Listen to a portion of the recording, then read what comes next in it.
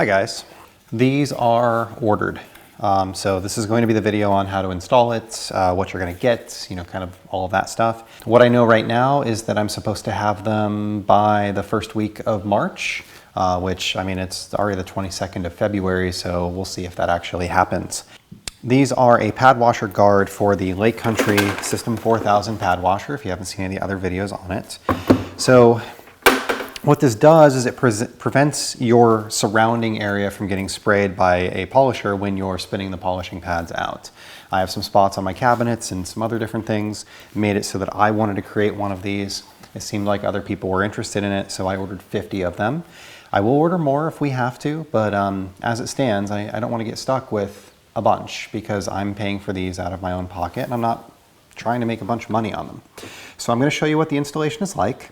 And then we'll show you how it works in the operation. This is the final copy. Maybe we'll make a future version together after feedback from everybody. I want to show you kind of what it looks like. So you'll get something along these lines. Mine's a little dirty because I've been using it. But you can see it is 3D printed, but this is printed out of ABS. It's 3 millimeters thick. It's like 1.5 inches tall. And it's got a nice thickness to it. In the last iteration, we built out this corner nice so that we don't have it's not as fragile as it was. Now, looking at it from the top down, you'll see that there are 6 holes. Those 6 holes line up to the System 4000 pad washer. The opening is a little bit less than the length of one hole. So, if you think of the holes as 6, because there's 6 of them, there's 60 degrees between these 2 openings. So I'd say we're probably about 50 degrees. It's about 4.5 inches. When you've got a standard polisher in there, there's about 2 inches left of space. So really the gap is pretty close once you have this installed. So to install, first thing you want to do is you want to grab the most expensive impact that you have, and then you want to take the screws out of the top of this. There are 6 of them, and they are short screws like this. I just had one in here for the demo. And then you want to install this on the top. Now what you should find is the pre-drilled holes match the holes in your System 4000 perfectly. You want it to be so that the opening is kind of offset of the handle, in my opinion. So the handle is here on mine. So I have the opening over here, just kind of perpendicular to that. If it isn't that way on yours, you could either shift this or you could shift the entire insert by picking up on the bottom blue piece and just spinning it around. Everybody that orders in the initial 50 is going to get a set of 6 stainless steel screws. These stainless steel screws are a number 6 by 5/8, so if you want to buy some on yourself, or if you're not part of the original 50, something along those lines, you can do so. But I'm going to throw, I have 300 of them sitting over there, so I'm going to throw 6 in everybody's bag. So then you just go around and install these screws. The original screws are not stainless, and that's why I decided to upgrade my own. Once you get it installed, you will see that it fits the unit like so. That's what it looks like. You can see around the side, all that, and that is the opening in the top. Now, in operation, I found that it works pretty well. So I've got this car right here that's nice and shiny and clean, and I'm going to grab a couple different polishers. So we'll start off with something small. This is the Mirka, some Mirka 3-inch. This is the 12 millimeter random orbit. I've got it turned down to its slowest speed, so we can put this on here. We can pump it a couple times, make sure we get our pad like super wet. You can see that it's kind of dripping. So run it in the machine. You'll see on the camera, we don't get a huge amount of anything. You can turn up the speed. It's all the way up. And the car, as you can see, is nice and dry. So moving on to something bigger, this is the DIY Detail 5-inch rotary. So same thing, we can pump this a couple times. We got a bunch of fluid on here, it's nice and wet.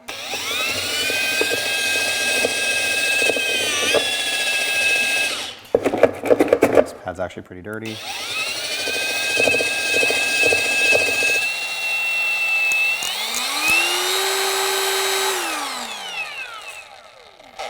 Again, spin it out. Again, not a drop on the car. works well.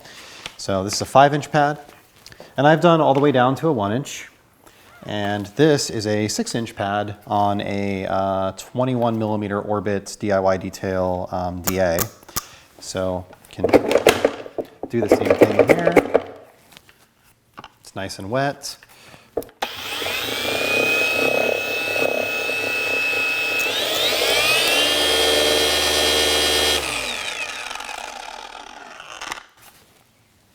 That's it. Again, the car isn't wet. Now you do see a little bit of spray kind of come up vertically here, like a little cloud kind of, but it definitely keeps you from getting wet. Really the only opening that you have or opportunity that you have to get wet is just kind of a small gap in between the unit itself and right here. Now the one thing that you're going to have to be careful of, you might have seen that like when I was pushing down on the DA, I did catch this here. I haven't broken any of these yet or had any problems with them, but you know, they are ABS and they are breakable. So, you know, be careful with them. These edges are, I don't want to say they're sharp, but they are a little, they come to a point. So, you know, you could end up with an injury or something like that. So that's all. Now, as far as the ordering process is concerned, I have 50 of them on order, and obviously the one prototype here, so there are 51 in total. There will be more. Like when we get to the point that I've sold like 35, 40 of them, if I see that orders are still coming in, I'll probably, you know, pick up some more. Basically what I'm doing here is these units are going to be about $10 in shipping, depending on where you are in the United States. California is like $8. You know, the East Coast is like $12 because I'm coming out of California. I'm averaging about $10 in shipping. I picked up some boxes that are specifically sized for these in order to get shipping costs down as much as possible. So I have, this is a little over, it's like 12 and a half, 13 inches in diameter. So I've got some 14 by 14 by 3s, and I've got some 14 by 14 by 4s, because I'm expecting that some people are going to order more than one. So, you know, I've got the right boxes to keep costs down and make it as inexpensive to ship as possible. So what I'm planning on doing is for people that are in the United States, it's going to be $15 for shipping, plus a couple dollars more than what it cost me to make the unit. Now, I originally was planning on the units cost me about $11 and selling them for around $15. That was the plan. The place that I originally placed my order with canceled it after a couple of days because they said that they didn't have the tables they need to make it. So I was looking at placing an order with a different manufacturer, and that was going to double my cost. So it was going to end up being about 20 bucks for the unit, or 25 bucks for the unit, something along those lines. It was gonna be like $40 shipped. Craft Cloud hooked me up with another company that seems like they can make it, and they are very close to my original price. So my goal is to have these be like 30, maybe 32 bucks a piece, something along those lines. I'll be very transparent about what I paid, but they're not in production yet. They are currently like sitting in queue. So I don't know, like there's still time for my order to be canceled, I would assume. And some of the quotes that I got inside the United States were significantly higher. So, you know, I'm a little bit at the mercy of this company to see if they can create these things or not. I mean, we are at the mercy of this company, right? So my goal here is to make, you know, $4, $3 a piece, something along those lines. I invested about 250 bucks in the creation of this between the different prototypes that I had. And, you know, obviously there's cost in boxes, there's cost in, you know, tape and labels and other packing materials and stuff like that. I'm not looking to make a whole bunch of money, but I am looking to break even on this. So right now I figured that if I sold like 40 of them, I would break even, kind of. And then the last 10 would be gravy, except for the shipping. The shipping, you know, obviously costs what it costs, because I wouldn't need to pay that. Now, if you are outside the United States, I am happy to ship to you. I have a ShipStation account. I can do FedEx International, I can do DHL, and I could do UPS International. So all three of those options are available, and we can, you know, try to keep shipping down as much as possible.